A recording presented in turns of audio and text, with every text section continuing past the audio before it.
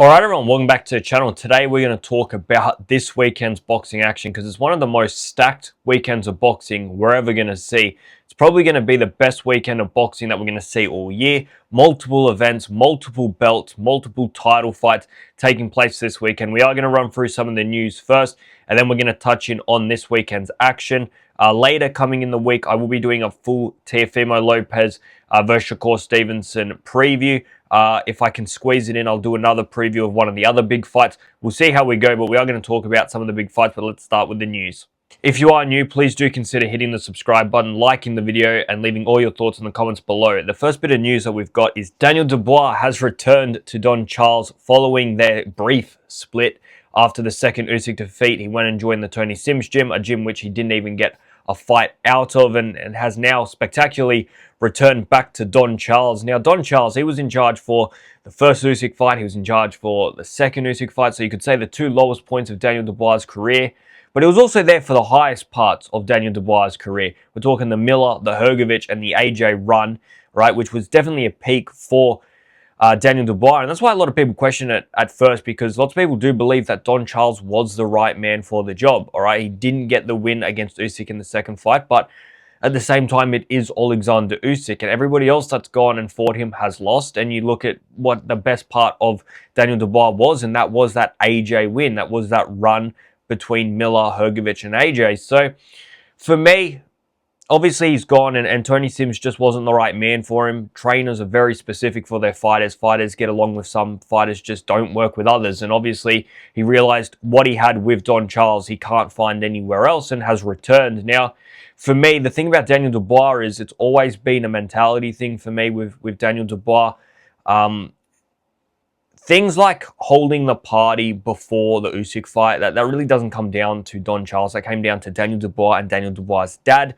And some of the things that we've seen over the course of his career, you know, his mentality, whether he quits in fights and whatever else has you, that really comes down to Daniel Dubois himself and some of the other people that he might surround himself with. For me, I think Don Charles got the best out of Daniel Dubois physically and boxing, all right? What it comes down to for me is still that mentality.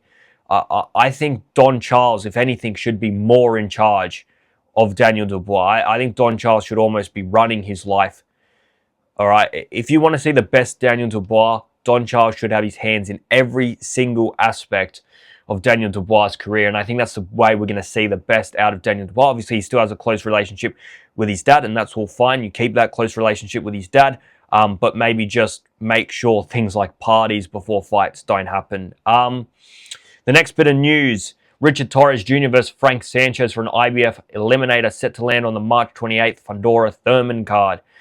That's going to be a hell of a fight, all right? Say what you will about Frank Sanchez and what happened with the Ajit Kabayel fight. He is still a top guy. He's obviously had to go on down the pecking order to find this fight. He offered it to basically everybody, and he's ended up with Richard Torres Jr. Richard Torres Jr., this is a step up for him, all right? Olympian, he's had a great start to his professional career, but this is a tough fight, all right? Let's not forget how well Frank Sanchez fought against F.A. Ajagba. I think this is going to be a very difficult fight, and, you know, do you prefer the young Richard Torres Jr., the amateur pedigree, or do you like the size and the power of Frank Sanchez? I think it's a very good matchup and a tough fight, but there's big rewards in this fight for both men. Ryan Garcia claims Joe Goossen to be the biggest traitor. Now, this is very interesting, this thing between Ryan Garcia and Joe Goossen. I actually put a lot down to Mario Barrios. This is a brave call for Mario Barrios to be picking Joe Goossen to be in that corner. Yeah, you get the benefit of a guy that's been there in camp, knows everything about Ryan Garcia. Obviously, they fought 3 fights together. They did the Emmanuel Tago fight, the Tank Davis fight, and the Javier Fortuna fight. 2 wins and a loss. But we're looking at a guy that's going to give you the benefit of knowing the ins and outs of Ryan Garcia. But if there's one thing about Ryan Garcia is you want a Ryan Garcia that's disinterested and doesn't care. The type that turned up against Rolly Romero. The last thing you want is the type that turned up against Devin Haney, all right? Minus the steroids and everything else, but that mentality of do everything to win, all right? I want to come here and beat you.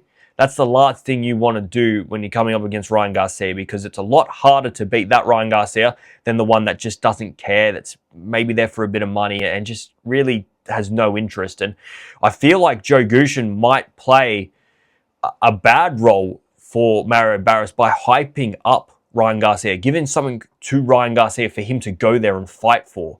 So it is a very interesting situation. We're going to see how that unfolds. Look, it could be a masterstroke by Mario Barrios. It could be a disaster choice for Mario Barrios. All right, this weekend's action. There's a lot of fights going on this weekend. We're going to touch in on a few of them. We're going to talk about it. Let's start with Jakob Bank taking on William School, which, you know, everybody has their opinion on William School. Mostly negative, all right? And I can get that because you come into a title fight, you should go in there to win, not just to survive and get a payday. It's ridiculous. But Jakob Bank, 17-0 currently, 24 years of age, climbing the rankings. This is for a WBO global super middleweight belt. It's a big opportunity for him to really start cementing his place in this new order of super middleweights. We're going through a revolution at super middleweight, all right? Terence Crawford's retired. Canelo, I can't see him going much further, to be honest with you. He's struggling to return from this surgery. He struggled against Terence Crawford. We're looking at 12, 18 months for me of Canelo still.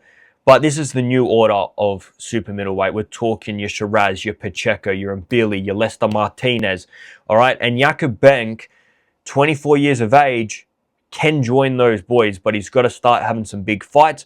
I think a good performance against William School, because say what you will about William School, I still do believe he's a good boxer. He's not a great boxer. He's not anything spectacular, but you go in there, you dominate William School. It's the next building block to those bigger names. Also on that card, Dana Thorslund returns to the boxing ring following a long layoff. Her last fight was October of 2024. Obviously, she was supposed to take on Sharetta Metcalf mid part of last year. She falls pregnant, pulls out of the fight. The fight then goes to Sharetta Metcalf versus Chinika Johnson for the undisputed Bantamweight Championship of the world. Before that fight, Dana Thorslund was the unified Bantamweight Champion of the world. She's a definite top 10 pound for pound. I mean, unified at Bantamweight, was a champion at Super Bantamweight.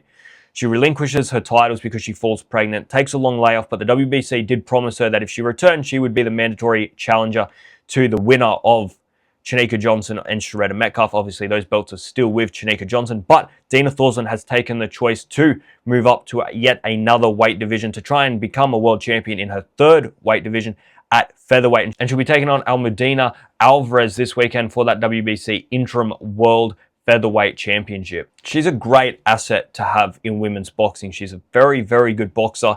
And I think she plays a very good role model to young women boxing, because she's done the family thing whilst being able to still hold on to being a world champion. So very, very good for Dana Thorslund, and can't wait to see her this weekend. Elif Noor-Tehran returns to action following her round 5 knockout victory over Beatriz Ferreira. Very emphatic victory, and she's taking on Taylor Genson, a good Australian boxer. Elif Noor-Tehran, I mean, you got to give her credit, because we see boxers win their world titles and take 6 to 8 months off and then take another fight against somebody that we don't really care about or isn't much. And we look at Elif Noor-Tehran, she wins her world title for the very first time midway through December, and at the end of January, we're going to see her take on her first title defense. I mean, absolutely love the activity by Elif Noor-Tehran. Bakram Mortazalia versus Josh Kelly for the IBF World Super Welterweight.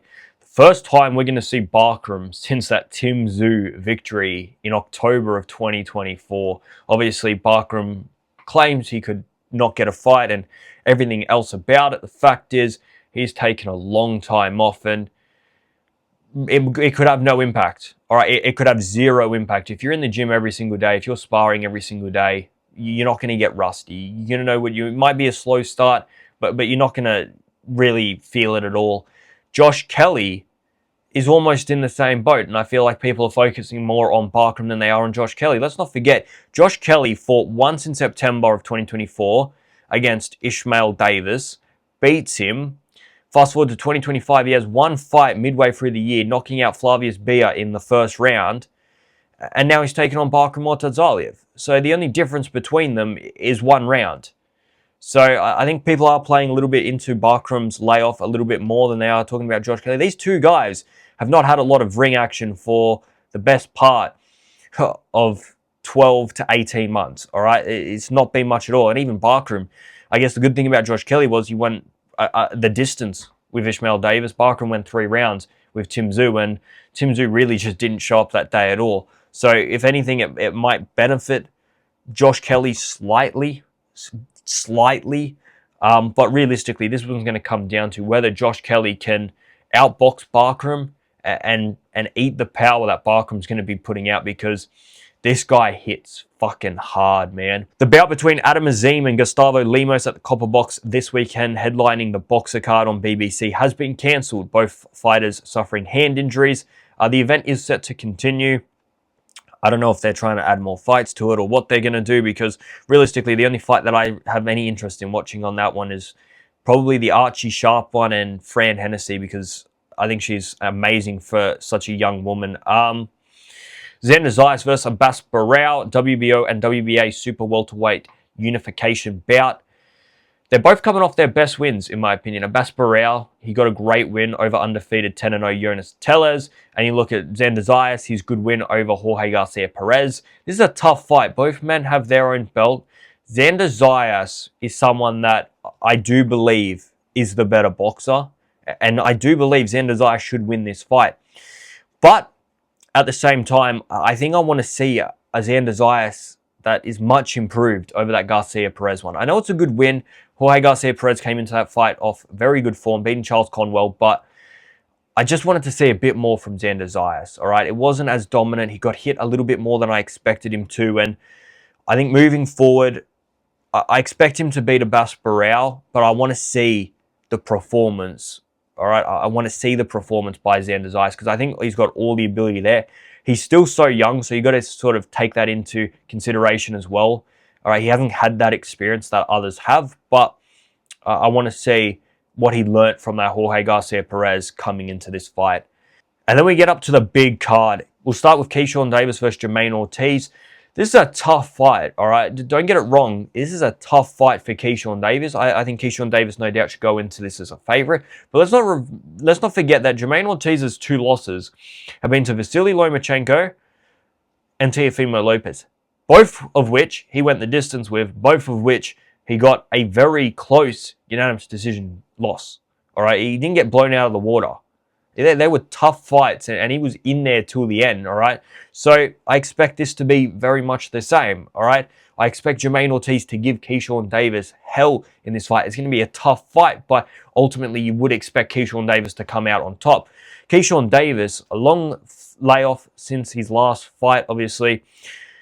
I thought it was just childish the way he acted against Edward De Los Santos, all right? And unprofessional, childish, whatever you want to call it. Missing weight is one thing, not trying to make the weight is another thing, and then to proceed to go into the backstage and start trying to fight people in there with your brothers. For an Olympian and a professional athlete, a world champion, it was not a great look at all. But as much as we say all of that, it has zero impact on his boxing ability, all right? You might not like him as a person or the way he holds himself, but he's a top boxer, and he's shown that, and he's going to show that this weekend. Bruce Shushu Carrington versus Carlos Castro. Another tough fight. Bruce Shushu Carrington, I think he's got to be one of the most talented young fighters in America right now. And I don't think anybody would have any complaints in saying that. But I think every time we do watch him, we do want to see a little bit more. And I think he'll show that this weekend. And I think he's going to dominate Carlos Castro. Carlos Adames versus Austin Ammo Williams for the WBC middleweight. Not the fight I wanted to see Adames in. I want to see Adames against Lara, or I want to see Adames against Janibek. Obviously, there's all those problems against Janibek, but it is good to see Carlos Adames back in the ring.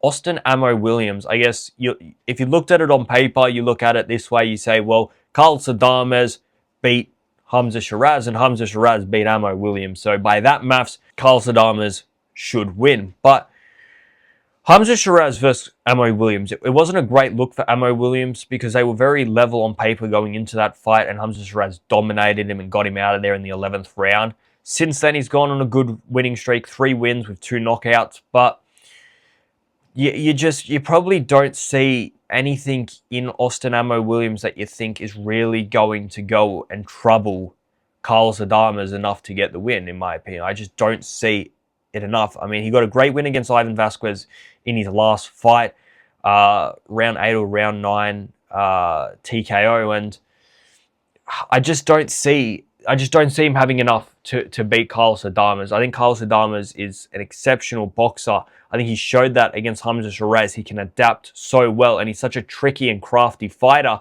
that you really have to do something perfect to beat him, because Carlos Adames will always give you good quality, all right? He might not be the biggest hitter, all right? He might not be the quickest. He might not be the best mover in the world, but he's so good at everything, and he's so consistent that you have to be able to outperform him over the 12 rounds. And we saw against Hamza Shiraz just how difficult that is. Obviously, Hamza Shiraz did have those weight problems that we know, and he does look better at super middleweight, but don't take anything away from how well Carlos Adames fought on that night. Finally, Teofimo Lopez versus Shakur Stevenson. I mean, it's one of those fights that 10 years ago, we had these two guys, they wouldn't have fought. 10 years ago, all right, you look at Floyd Mayweather and Manny Pacquiao, all right, we had to wait till it was well overdue to get that fight. All right, AJ versus Tyson Fury, we're still waiting to get that fight. There's been so many fights over the years that we want to see, and we just never got to see. Shakur Stevenson versus Gervonta Davis, all right? Canelo Alvarez versus David Benavidez, all right? This is one of those fights that you could put as just as good as any of those other fights that I've just named, and we get to see it in their prime. We get to see these two go at it at their peak of their powers, all right? Shakur Stevenson going for yet another weight division, all right? Teofimo Lopez, the current Ring and WBO super lightweight champion. It's going to be a hell of a fight. And like I said, the preview's coming later this week, so I'm going to save my big thoughts for that fight. But I'd love to hear you guys in the comments before I make that video of what you guys think of this fight, all right? Who do you think is going to win, and why do you think they're going to win? Obviously, I'm going to share my thoughts later in the week as it gets closer. Very, very interesting, because Shakur Stevenson, consistent, defensive, but also showed great offense against William Zepeda, all right, against Teofimo Lopez, who is explosive, unpredictable, all right? He's the guy at the weight. Is that going to play a big role in this fight? I'll talk about it more on probably Thursday or Friday, so stay tuned. If you are new, like the video, subscribe to the channel, and leave all your thoughts in the comments below. I'm out of here, guys. See ya!